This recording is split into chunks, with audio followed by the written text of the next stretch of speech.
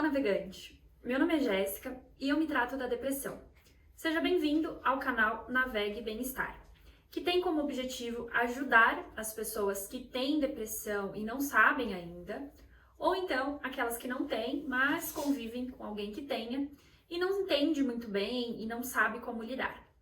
No vídeo anterior, eu narrei uma história sobre o fantasma da depressão, como ele age e como ele afeta a vida de mais de 260 milhões de pessoas em todo o mundo. Além dos números tão assustadores sobre a depressão e o suicídio, nesse Setembro Amarelo, que é o mês que foi escolhido para a campanha de combate ao suicídio. Mas afinal, o que é essa tal depressão? Como ela funciona em nosso cérebro, em nosso corpo e no nosso organismo como um todo? Você já deve estar cansado de ouvir falar que a depressão é uma doença, mas no fundo você pode pensar que trata-se apenas de um problema psicológico. Às vezes você até se identificou bastante com a história do fantasma, se viu ou viu alguém naquelas palavras que eu citei. Aí você se esforça para acreditar que realmente se trata de uma doença e aí tenta apoiar aquele amigo ou familiar. Às vezes também para você, falar que depressão é uma doença seja um exagero, né? Afinal, para você, trata-se de um estado emocional e que se você ou a pessoa que você conhece se esforçar um pouco, logo sairá dessa. Mas dizer que depressão é doença é demais? Eu te convido a assistir esse vídeo até o final e definir por si só, tirar as suas próprias conclusões se é ou não uma doença. Vamos começar pelo nosso cérebro, que é o que controla tudo.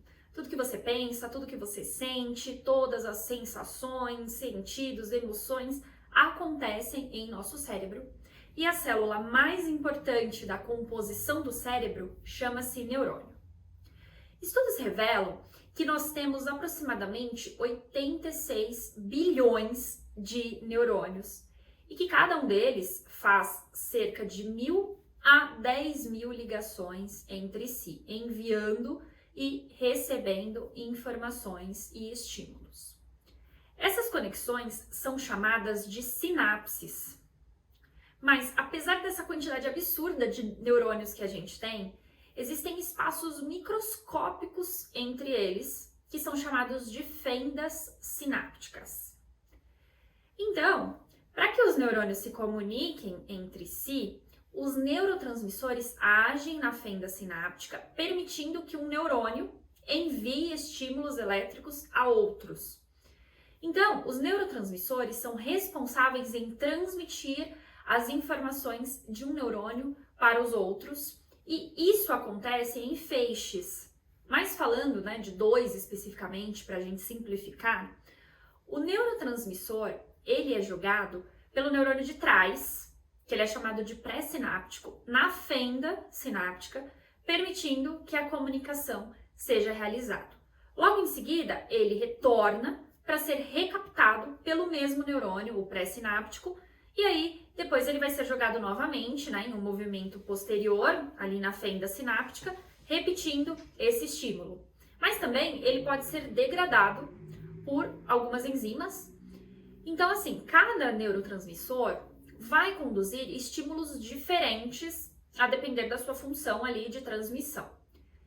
Alguns exemplos de neurotransmissores são acetilcolina, endorfina, dopamina, noradrenalina, serotonina. Certamente já ouviu falar desse último, que é a serotonina. Porque sempre, que se fala sobre depressão, alguém cita a serotonina. Esse neurotransmissor, ele é conhecido como a substância da felicidade. Mas como que a felicidade é um sentido muito amplo, a gente pode dizer que ele seja responsável ali por proporcionar uma sensação de bem-estar consigo, com os outros e com o mundo, Meio que controla ali o teu humor, o teu estar de bem com a vida. Quando a gente está falando de depressão, a principal queixa é exatamente a falta desse bem-estar, de a pessoa estar de bem com a vida, Ela não se sente feliz, pelo contrário, Ela está em um estado de tristeza profunda. Não é uma tristeza normal.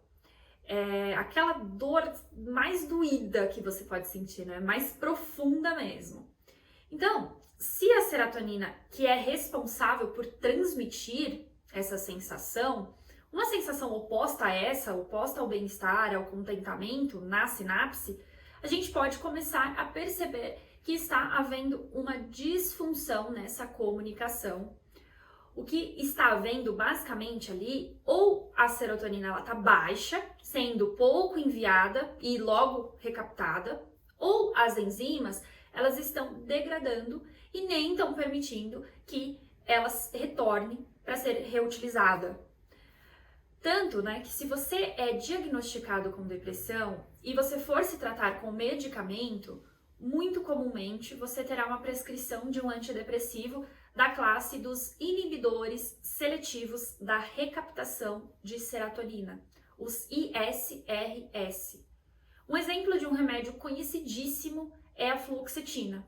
Ela age inibindo a recaptação da serotonina lá no neurônio pré-sináptico.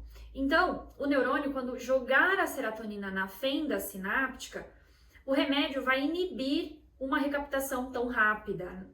Ele não vai impedir, né? Ele vai só inibir que ele seja recaptado tão rapidamente, para que, então, a pessoa fique mais tempo em bem-estar, porque esse neurotransmissor ele vai ficar mais tempo na fenda sináptica, permitindo a comunicação.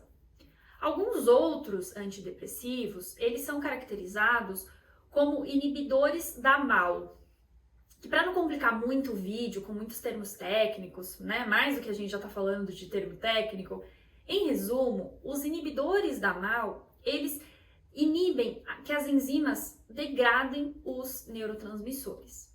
Então, os remédios, basicamente, eles inibem a recaptação e ou inibem também a degradação dos neurotransmissores. Então, se você está com depressão, você está com baixa de serotonina, principalmente, tá? Eu tô falando da serotonina, mas não somente ela. Outros neurotransmissores também estão em baixa, como a noradrenalina, a dopamina, a acetilcolina, que juntos eles modulam o teu apetite, o sono e o humor, né? Então, se você quase não tem neurotransmissor para fazer a sinapse, quando o neurônio joga e ele já recapta ou degrada, você fica se sentindo aí com esse vazio, esse mal-estar, mudanças de humor, perda de apetite, insônia ou então sonolência excessiva, diminuição do seu poder de concentração, diminuição da memória. Então, não é o teu psicológico que está fazendo isso, é um processo que está diretamente no teu cérebro. Na depressão, resumidamente, 3 áreas do cérebro aparecem alteradas em exames neurológicos funcionais, tá? Então, em exames aparecem as alterações causadas pela depressão. Primeiro, o hipocampo, que é localizado no centro do cérebro. Ele é responsável pela regulação de cortisol. Então, em processos depressivos, percebe-se o aumento de níveis de cortisol, que é um hormônio responsável pelo estresse, né? E isso diminui os neurônios do hipocampo. Então, se você está com pouco neurônio, menos ainda neurotransmissores e menos ainda sinapses, que são as conexões ali entre os seus neurônios. Segundo lugar, né, o córtex pré-frontal. Ele está localizado aqui na parte da frente, né, da nossa testa, na parte da frente aqui do cérebro, e ele é responsável por regular as emoções, as tomadas de decisões, a sua capacidade de foco, de concentração, e nos exames ele também aparece encolhido. E em terceiro, a amígdala. Não é na garganta, tá, gente? É a amígdala no cérebro mesmo. Ela tá no centro também do cérebro e ela tá relacionada com uma ação de alerta, de urgência, né? Ela é responsável pelo medo que a gente sente. E na depressão, esse centro, ele fica aumentado. Então, ele deixa a pessoa mais angustiada, com a sensação de que vai acontecer algo e também, em muitos casos, com insônia, por exemplo, né? Além de tudo isso, existe também uma atividade sanguínea incomum, um fluxo menor em algumas áreas. Então, se você está com fluxo sanguíneo menor, vai ocasionar uma menor oxigenação e menos condução de nutrientes ali pelo teu cérebro. Um outro ponto é que a depressão ela é altamente inflamatória. Ainda a gente não sabe, né, se ela causa uma grande inflamação no corpo e também no cérebro, ou então se o corpo e o cérebro altamente inflamados, eles culminam na depressão. É tipo a história do ovo e da galinha, não se sabe quem veio primeiro, né? Mas eu diria que é um processo retroalimentável, né? Uma grande inflamação no corpo causa essas disfunções no cérebro e essas disfunções acabam causando mais inflamações. Além disso, é muito comum que as pessoas com depressão, elas desenvolvam outras doenças logo em seguida.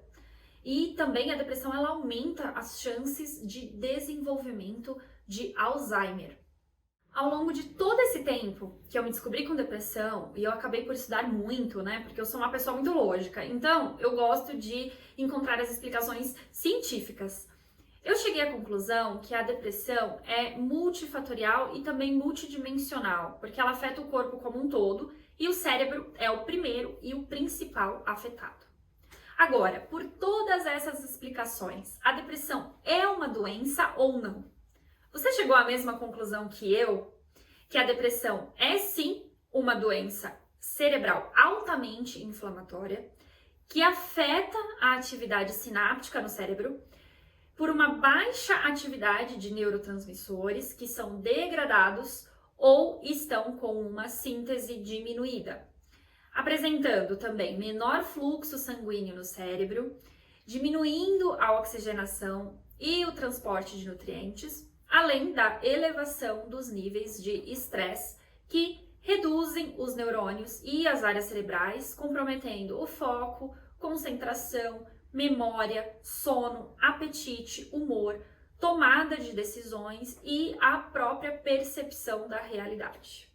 E agora, o que é a depressão para você? É frescura, fraqueza, problemas psicológicos, emocionais ou uma doença de cunho neuropsiquiátrico seríssima que afeta várias funções do seu corpo? Você gostou desse vídeo? Então me ajude a divulgar, compartilha, curte e se inscreve no canal. Vem navegar bem-estar e muito obrigada por sua atenção até aqui, navegante. Até o próximo vídeo.